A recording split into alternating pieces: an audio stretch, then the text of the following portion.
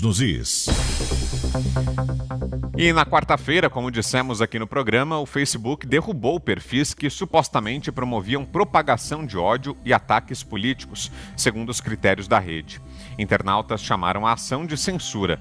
Após o fato, a oposição foi bater a porta do STF e requereu ao ministro Alexandre de Moraes que investigue se há ligação de assessores do presidente Jair Bolsonaro com o caso. Moraes é o relator do chamado inquérito das fake news. Até o momento, ele autorizou ações da PF contra 10 deputados e senadores, empresários e jornalistas ligados ao presidente. No Congresso, parlamentares afirmam que a medida do Facebook reforça as investigações da CPMI das fake news. O presidente da Comissão Parlamentar Mista de Inquérito, o senador Ângelo Coronel, solicitou hoje que o Facebook compartilhe informações sobre as 88 contas que foram apagadas pela rede social. A gente começa então a nossa conversa por aí. Zé Maria, queria ouvi-lo sobre isso. O que é que essa decisão do Facebook pode ter de impacto, especialmente para o presidente Jair Bolsonaro e para o governo, Zé? Olha, é a discussão política do momento.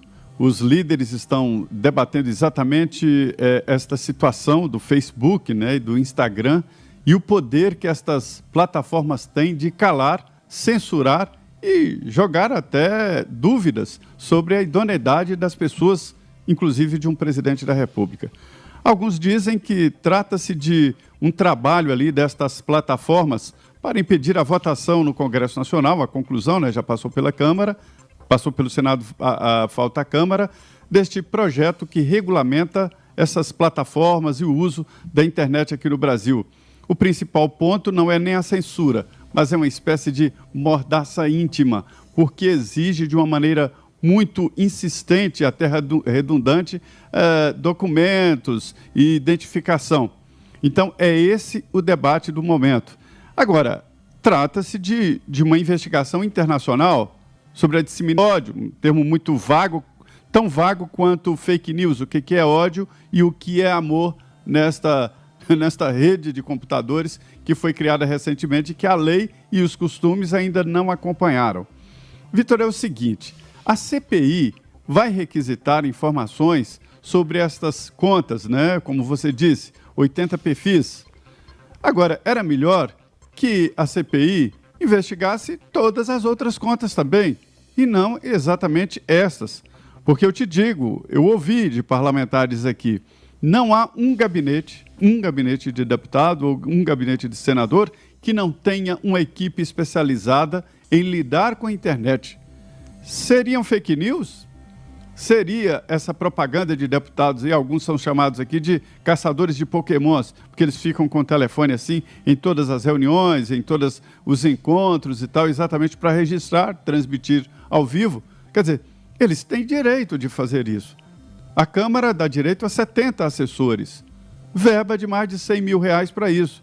Assessor agora é isso. Assessorar um parlamentar faz parte também acompanhar o parlamentar na rede.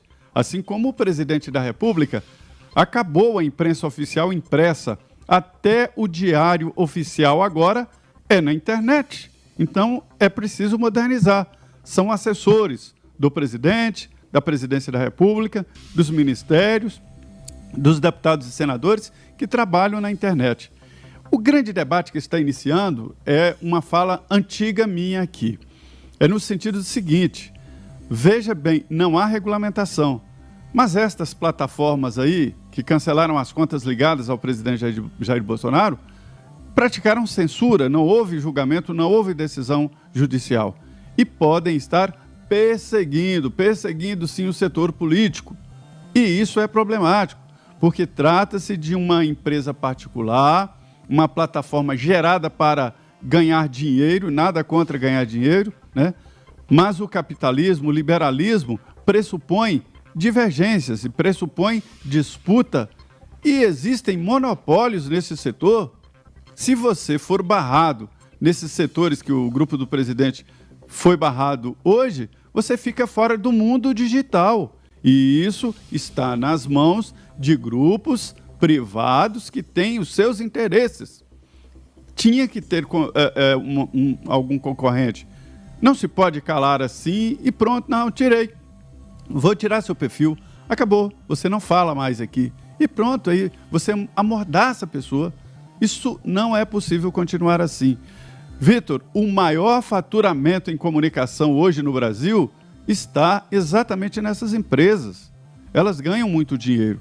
E agora a gente sabe que tem um poder acima da lei e acima do Supremo. Imagine se o Supremo tivesse tomado essa decisão, que confusão estaríamos hoje no Brasil. E aí não, a empresa vem lá e derruba 80 perfis, alguns com 2 milhões de seguidores. Quer dizer, isso não pode estar certo, né, Vitor? Na esteira disso que o Zé falou, né, Fius, agora vem a CPMI das fake news tentando também se aproveitar da onda, surfar nessa onda aí levantada pelo Facebook, né, Fiuza? A CPI das fake news está desmoralizada, né? Ela existiu, foi criada para corroborar uma tese de que a eleição foi um golpe do WhatsApp, né? Isso foram feitas matérias jornalísticas, né, com grande teor aí de sensacionalismo, e foi tudo desmoralizado na própria CPI, né? A CPI que era para ser ali o lugar de ratificação dessa tese, que sempre foi conspiratória, foi o lugar da desmoralização dessa tese, especialmente no caso dos disparos em massa, né, que uma fonte da reportagem lá da Folha foi chamada para depor e não era nada daquilo do que estava na própria reportagem, pelo menos na hipótese de que a campanha do Bolsonaro tinha sido, né, quer dizer, artificialmente turbinada por disparos como daquele empresário ali que estava convocado na CPI. Ele foi lá, contou outras histórias, aliás, foi uma sessão trash, né, porque contou a história, não sei o que era verdade, o que era mentira, mas foi um circo sórdido e que... né, e nem importa o que era verdade, o que era mentira, porque aquela fonte como lastro para a hipótese trazida daquela coisa da eleição foi maculada, né, pelas tias do WhatsApp, aquilo tudo foi ao chão. Essa CPI é uma vergonha, ela é completamente desmoralizada. Eu acho que o dado importante, Vitor, aí, o STF também vai entrar, são três, é um triângulo, né, das Bermudas, aí de um sorvedouro da verdade, né, que é a CPI das fake news, que é uma vergonha, está associada inclusive com essa proposição legislativa agora, né, da lei das fake news, que é um outro ataque obscurantista, e o STF com os seus 2 inquéritos, especialmente da fake news, que são inquéritos absolutamente ditatoriais, como já dissemos aqui, persecutórios e políticos, né? Agora, eu acho que o ponto mais grave desse triângulo eu considero a rede social em si, no caso o Facebook, né? A gente sabe que essas redes, que essas plataformas, melhor dizendo, elas têm critérios próprios e que, eventualmente, parecem tendenciosos. Mas eu nunca tinha visto algo tão ostensivo quanto o que aconteceu agora no Facebook. E o Zé Maria estava, inclusive, citando essa questão de que tem muitos assessores parlamentares que fazem mesmo esse papel aí, que os assessores políticos sempre fizeram, na verdade, né, do debate político, de criticar o adversário, enaltecer o seu aliado. Isso sempre aconteceu. Agora, eu digo para vocês, tem vários perfis que não tem nada a ver com gabinete aí, né? Nem do ódio, nem do amor. Eu conheço perfis que foram derrubados, que faziam jornalismo. Sim, eventualmente numa linha favorável ou simpática ao governo federal, mas não de cabresto, né? Não é nem cabresto, não de ligação formal com qualquer parlamentar, com qualquer representante do poder legislativo ou executivo. Então, o que eu diria, Vitor, Zé e Ana, é que esse movimento do Facebook, que me parece mais ostensivo e mais grave do que todos esses outros que a gente vai vendo nas redes aos poucos, ele demarca realmente uma má-fé na gestão, né? Porque é isso, você vai acusar, é o conservador, ou é o ódio, não sei o que lá, isso não dá para determinar dessa maneira tão subjetiva, e a gente tem visto perfis, páginas que são simpatizantes, por exemplo, do PT, que exaltam o Lula, né? Que é um condenado a mais de 20 anos de corrupção, ex-presidente da República. Teve preso e está solto agora por uma decisão arbitrária. Então, qual seria o critério? Né? Quer dizer, você exaltar um ladrão, e um ladrão tão representativo no seu perfil, né, por esse critério tão rigoroso, deveria ser motivo, se a plataforma pensa assim, também ali de algum tipo de sanção, etc. O que eu quero dizer é que essas páginas que foram derrubadas, várias delas não receberam nenhum aviso, nenhuma justificativa. Elas foram simplesmente banidas. Então, isso é um ato muito arbitrário. O Zé fala sobre a questão da regulamentação. Eu acho que todo o ambiente é passível de regras. Agora, eu acho que uma ação com esse nível de contundência e com esse nível de arbitrariedade política e de falta de respeito com a liberdade, eu acho que isso abre uma oportunidade, né? Há concorrências, o Facebook, inclusive, já perde bastante de outras plataformas hoje em dia, né? Como plataforma mais usada e mais procurada e com mais repercussão, e outras vão surgir, né? Então, tem uma parte disso que o mercado vai dizer, né? Assim como o mercado que eu estou chamando. A sociedade, a opinião pública já está dizendo que a CPI das fake news é uma vergonha.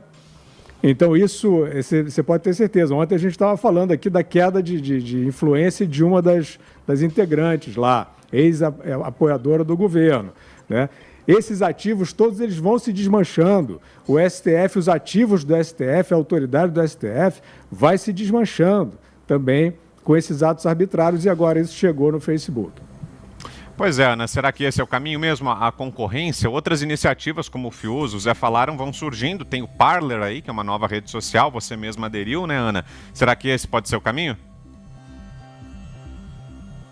Essa é a beleza do mercado, né? A gente também vê, a semana passada, a gente viu a plataforma de cursos online, a Hotmart também, que decidiu tirar da sua plataforma ali cursos e conteúdos de teor conservador ou liberal. Inclusive, o Felipe Neto comemorou isso, e a nossa querida economista super competente Renata Barreto imediatamente já pegou essa fatia aí do mercado e já está construindo a sua plataforma exatamente para receber todas essas pessoas que vão ser banidas porque pensam diferente ideologicamente ou politicamente ali das pessoas que mantêm a estrutura ali dessa plataforma Hotmart. Então, você vê que a Renata já vai começar a plataforma dela recebendo centenas ali de pessoas que vão ser banidas e que foram banidas, assim, absolutamente em 30 dias. Alguns cursos ali, por exemplo, com milhares e milhares de alunos dentro dos seus cursos. Então, essa é a beleza do mercado. Agora, quando você perguntou ao Zé, o que isso significa para o presidente, eu acho que a pergunta é o que isso significa para nós, porque uma abertura dessa para o presidente ou para opositores do presidente nesse sentido de amordaçar, nós vamos sofrer em algum momento desse caminho. Nós, cidadãos, isso vai respingar em todos nós em algum momento.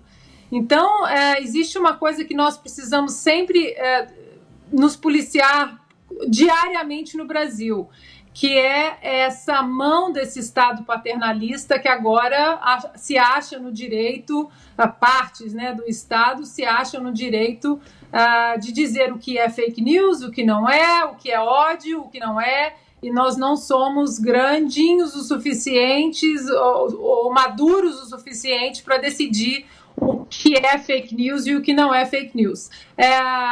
Aí algumas pessoas falam, mas existe calúnia, difamação, tentativa de assassinato de reputação, como aconteceu comigo há 4 semanas, e para isso existem leis. E a justiça, ela se prontifica a te proteger nesses casos.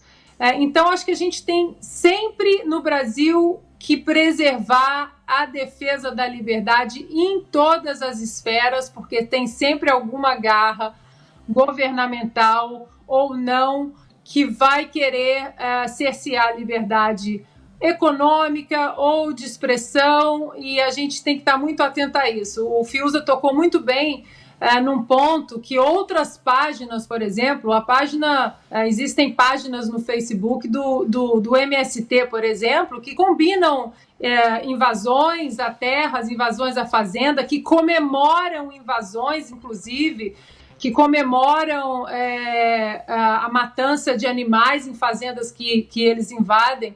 E essas páginas, como é que fica? Então, eu acho que o problema maior das redes sociais, Vitor, é que as redes sociais, os aplicativos de mensagem, tudo isso que está sendo empurrado ali dentro para essa lei das fake news, é porque isso tudo derrubou, de uma certa forma, os muros que cercavam os parlamentares e ministros e assessores e seus gabinetes ali em Brasília. Não existe mais essa distância. Brasília não é tão longe mais. Então, agora as redes sociais e os aplicativos de mensagem, eles viraram condutores imediatos ali de informação e de cobrança. Então, é preciso amordaçar isso tudo. O 40º presidente americano, Ronald Reagan, costumava falar: se você não controla o governo vai te controlar, com certeza.